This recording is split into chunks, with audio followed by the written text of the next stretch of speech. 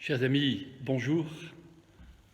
Nous sommes ce deuxième dimanche de Pâques, appelé dimanche de la miséricorde, institué par saint Jean-Paul II à la suite des révélations de sainte Faustine sur la miséricorde. Nous recevons aujourd'hui le témoignage de ces apparitions de Jésus au soir de Pâques. Nous sommes au soir de Pâques et Jésus est là, brusquement présent, au milieu de ses apôtres, au Cénacle, toutes portes closes. La joie des apôtres est immense. Ils vont en tirer une force intérieure incroyable pour l'avenir. Jésus leur fait don déjà de l'Esprit Saint. Recevez l'Esprit Saint. Or, l'apôtre Thomas, à cette première apparition du soir de Pâques, est absent. Le Seigneur a permis cela sans doute pour nous, car cela nous est un très grand enseignement sur la foi et sur ce que le Seigneur attend de nous. Il attend que nous nous appuyions sur sa promesse. Il attend que nous puissions entrer pleinement dans son projet de salut, c'est-à-dire dans sa mort et sa résurrection, et que nous lui fassions vraiment confiance. Mais que se passe-t-il? Thomas, quand il retrouve ses amis, ne reçoit pas leur témoignage. Sur le moment, il n'entre pas dans leur joie.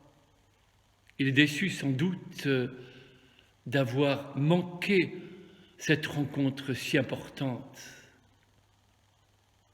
Alors, que voyons-nous? Voilà que 8 jours plus tard, Jésus est de nouveau présent au milieu de ses apôtres au Cénacle, toutes portes closes. Et cette fois-ci, Thomas est présent. Jésus va directement à Thomas. Thomas, avance ton doigt ici et vois mes mains. Avance ta main et mets-la dans mon côté. Cesse d'être incrédule, sois croyant. Alors, l'acte de foi de Thomas, à ce moment-là, est plénier. Mon Seigneur et mon Dieu. Mais il y a la correction de Jésus. Thomas, parce que tu m'as vu, tu crois. Heureux ceux qui croient sans avoir vu. Vous l'avez entendu comme moi. La foi est une béatitude. Elle le rend profondément heureux. Pas forcément d'un bonheur facile, superficiel, mais profond. Car elle nous met en contact, en relation avec Jésus. Elle nous permet de vivre en sa présence. Alors, pourquoi ce dimanche de la miséricorde? Parce que Jésus révèle et offre son amour à Thomas. Malgré sa faiblesse, il nous offre son amour et son infinie miséricorde malgré notre faiblesse. Non seulement Thomas est pardonné, mais aussi il est relevé et peut vivre de la bonté de Dieu.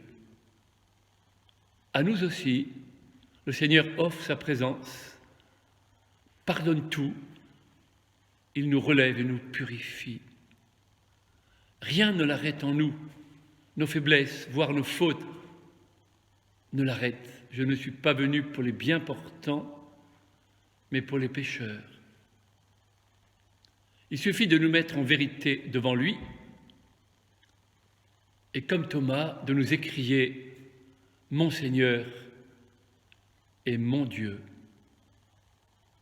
Je vous remercie.